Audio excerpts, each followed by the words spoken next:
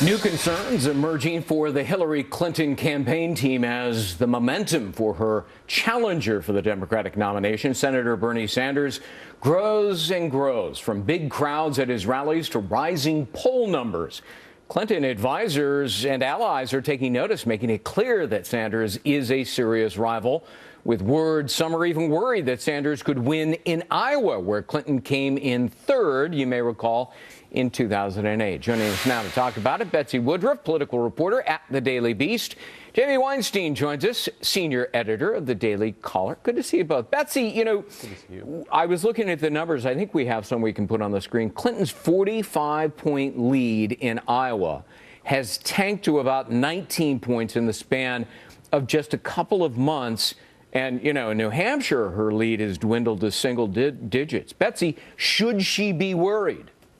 She should, and she is. Look, some of her top campaign aides told the New York Times recently on the record that they take Bernie Sanders seriously and that they're concerned. They're a little irked by how well he's been doing. The one number that I think is the most fascinating is that in Council Bluffs, Iowa, Sanders had the single biggest crowd of any presidential candidate in this cycle. He packed 2,600 people into a venue that can only hold 300. Yeah. If you're Hillary right now, you're sweating a little bit. Right. Jamie, why is Clinton falling so precipitously in those polls I just referred to? Is it her, you know, the controversies over her emails, the foreign donations, hiding from the press? Is all of that beginning to take its toll?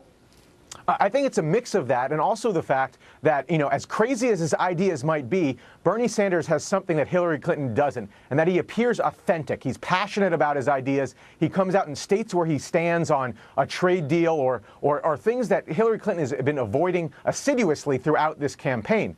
I'm reminded that 8 years ago today, Mark Penn wrote a memo, what was dubbed the inevitability memo, about Hillary Clinton's chances to win the Democratic nomination then. That turned out something happened on the way to that nomination. I'm not so sure yet the candidate to win the Democratic nomination is in the race quite yet. You know, Betsy, what does it say about either Clinton or her party when a self-avowed Democratic socialist is beginning to gain on the presumptive nominee?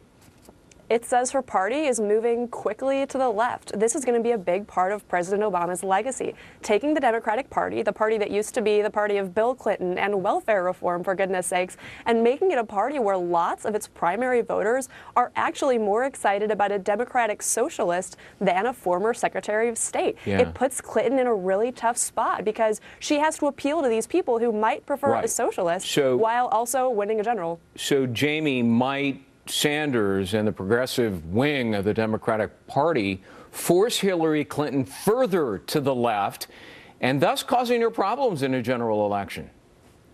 He very well may. And what's amazing about this is that, you know, in Washington over the last 5, 6, 7 years, there have been all these papers written by think tanks on how far the Republican Party has moved to the right. And right now, the star of the Democratic Party is not only a self-avowed socialist, but one that had honeymooned in the Soviet Union.